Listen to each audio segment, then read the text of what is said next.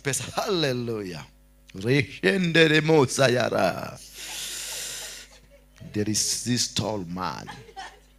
He's driving a Range Rover. He's moving from one country to one country. He's a billionaire. A dollar billionaire. Who must say ketaya? But I see 200,000 standing in front of me. And I'm asking the Lord, what is meaning of this 200,000?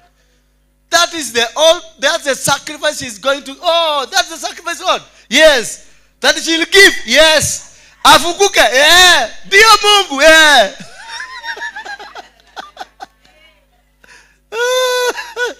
Ukisikia ni tolo na kadehazi mna inaendesha gari na inaendaka na ndege from one ndege to another ndege, from Johannesburg to Cairo to Europe to where, alafu ni milioni ya